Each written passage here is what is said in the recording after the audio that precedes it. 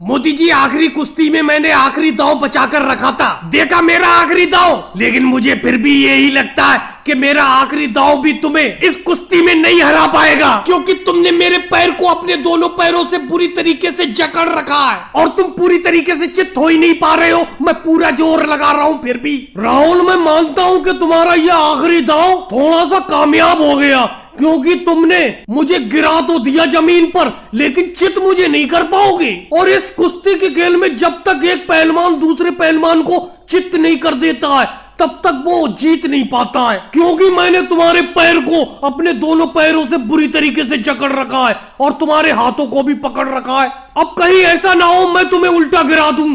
मोदी जी, आखिरी दांव तो मैंने फेंका था, लेकिन ऐसा लग रहा है कहीं मैं उल्टा ना गिर जाऊं। मोदी जी, जोर लगाओ, राहुल की टांग को बिल्कुल बुरी तरीके से दबा दो और उसके हाथों को खींच लो। तुम राहुल को गिरा सकती हो, इस कुश्ती को जीत सकती हो। माना कि 10 सालों से तुम्हारी दोनों की कुश्ती बराबर पर छूटती आ रही है। भले ही आखिरी दांव राहुल ने चल दिया हो, लेकिन मुझे ऐसा लग रहा है आखिरी दांव तुम्हारा बाकी है और तुम राहुल को हरा सकती हो। अरे जाओ लालू जी, इस टाइम मोदी जी जमीन पर है, राहुल तो अभी खड़ा हुआ है, तो राहुल कैसे हर सकता है? मुझे तो इस कुश्ती में ज्यादातर हरने के चांस मोदी जी के लग रहे हैं। अखिलेश, तुम गलत कह रहे हो, बिल्कुल गलत कह रहे हो। इस कुश्ती में ज्यादातर जीतने के चांस मोदी जी के हैं। देख नहीं रहे हो, मोदी जी भले ही जमीन पर हो, लेकिन अभी वो चित्त थोड़ी हुए और उन्होंने राहुल की टांग को बुरी तरीके से जकड़ रखा है। वो उल्टा गिरा देंगे राहुल को जमीन पर। मोदी जी, जोर लगाओ, जोर से जोर लगाओ, राहुल को नीचे गिरा दो। अरे क्या ओवैसी जी कह रहे हो कि जोर लगाओ? मुझे लगता है ये कुश्ती फिर से बराबर पर छूटेगी। न इस कुश्ती को राहुल जीतेगा, न मोदी जी जीतेंगे, मुझे तो ऐसी लग रहा है। बाकी तो पूरा गांव देख ही रहा है, देखते हैं क्या होता है। पूरे 10 साल से कुश्ती देखते आ रहे हैं, लेकिन इन दोनों की कुश्ती बराबर पे ही छूट जाती है। अब देखो, ऐसा लगा था राहुल मोदी जी को गिरा देगा, लेकिन मोदी जी ने अपनी आखिरी दांव खेलकर राहुल के पैरों को ही जकड़ लिया बुरी तरीके से, इसीलिए वो पूरी तरीके से गिर नहीं पाए। अब ये कुश्ती बराबर पर छूट जाएगी। अब फिर से अगले साल का इंतजार करना होगा दंगल का। मोदी जी, ये रिक्शा खिंचे से नहीं खिंच रहा है, थोड़ा सा तो जोर लगा दो। बहुत मेहनत करना पड़ रही है रिक्शे को चलाने में। लेकिन मोदी जी, एक बात समझ में नहीं आ रही, इस रिक्शे पे इतनी ज्यादा सवारी तो है नहीं। सोनिया जी है, राहुल है, अखिलेश है, नीतीश कुमार जी है, योगी जी है, और कोई ज्यादा सवारी थोड़ी है मोदी जी। और आप तो मेरे साथ रिक्शा चलाने में हेल्प कर रहे हो, लेकिन इस रिक्शे को चलाने में बहुत मेहनत लग रही है, ऐसा लग रहा है बहुत वजन है। लालू जी, सवारी कोई कम है, सवारी बहुत ज्यादा है रिक्शे पर, इसीलिए इस रिक्शे को खींचने में बहुत मेहनत करना पड़ रही है। अरे आपने रिक्शे पे इतनी ज्यादा सवारी लाद रखी है कि इसे खींचना मुश्किल हो रहा है आपको। इस रिक्शे को चलाने में मोदी जी को आपकी मदद करना पड़ रही है। मेरे बेटे राहुल, तुझे क्या चिंता है? तू तो आराम से रिक्शे पे बैठा है। चल, घर चल के तुझे नारियल पानी पिलाऊंगी। ये देख, एक नारियल खरीदा है मैंने तेरे लिए। लेकिन लालू जी, आप बिल्कुल सही कह रहे हो, इस रिक्शे को चलाने में मेहनत तो बहुत ज्यादा लगाना पड़ रही है अपना लोगों को। ऐसा लग रहा है इस रिक्शे पे कम से कम 50 किलो वजन और रख दिया हूँ। अब मोदी जी को और लालू जी को क्या पता, चुपके से मैं इनके रिक्शे पर पीछे लटका हुआ हूँ, तभी तो ये इस रिक्शे को सही तरीके से खींच नहीं पा रहे हैं। क्या बताऊँ, इन्होंने मुझे रिक्शे पर बैठाने से मना कर दिया, मैं तो चुपके से इनके रिक्शे पे लटक गया। लालू जी, रिक्शे को तेजी से चलाओ, तेजी से, मुझे जल्द से जल्द घर पहुंचना है। लेकिन लालू जी, क्या बताया जाए, कहीं आपका ये रिक्शा पंचर तो नहीं हो गया, क्योंकि इस रिक्शे को चलाने में इतनी ज्यादा मेहनत करना पड़ रही है। मोदी जी, आप भी बेफालतू की बात कर रहे हो।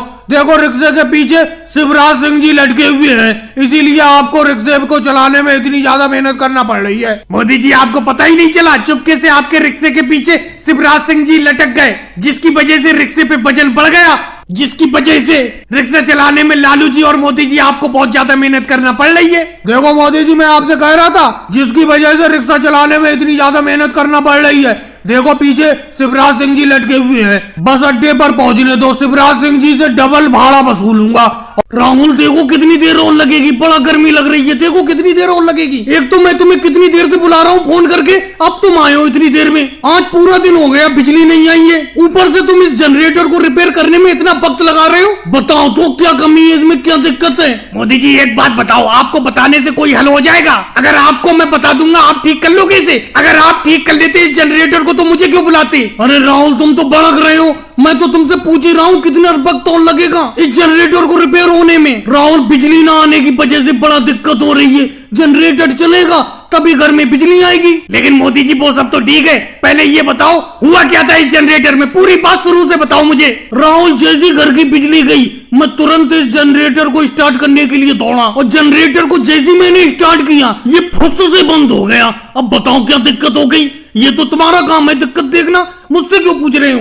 अरे नानू जी आ गए। नानू जी कैसे चले आए? मोदी जी घर की बिजली सुबह से गई हुई है, कोई पंखे उंखे भी नहीं चल रहे हैं, तो मैंने सोचा मोदी जी के घर चलते हैं, उनके घर जनरेटर चलता होगा और जनरेटर की लाइट से पंखे उंखे चलते होंगे, वहीं हवा में बैठूंगा। लेकिन यहाँ आके देख रहा हूँ तुम तो राहुल से जनरेटर को ठीक करा रहे हो, बताओ क्या दिक्कत हो गई? नानू जी मैं तुम्हें क्या बताऊँ, 1 घंटे से यहाँ खड़ा पड़ा हूँ, जनरेटर अचानक से बंद हो गया, मैंने राहुल को रिपेयर करने के लिए बुलाया है, अब इसी से पूछो क्या दिक्कत हो गई? मोदी जी एक बात बताओ, एक तो आप यहाँ पे खड़े क्यों पड़े हो? जाओ जाके घर में बैठो। तुम यहाँ पे खड़े हो तो वैसे मैं सही तरीके से रिपेयर नहीं कर पाता जनरेटर की। लेकिन राहुल भैया कम से कम तुम्हें ये बताना तो पड़ेगा जनरेटर में क्या दिक्कत है, ये ठीक क्यों नहीं हो पा रहा है? अरे मोदी जी यहाँ पे खड़े हैं तो क्या हुआ, उनका जनरेटर है वो तो खड़े हो सकते हैं। देखो मोदी जी अब समझ में आया क्या दिक्कत है इसमें? बताओ राहुल क्या दिक्कत है, बताओ क्या दिक्कत है? इस जनरेटर के एक एक पार्ट को खोल के अलग करना पड़ेगा, फिर ठीक करूंगा। अरे एक एक पार्ट को खोलना पड़ेगा तो खोलो ना, मना कौन कर रहा है? कम से कम ठीक तो करो इस जनरेटर को। लेकिन इस जनरेटर को रिपेयर करने की फीस भी ज्यादा लूंगा, समझ लेना।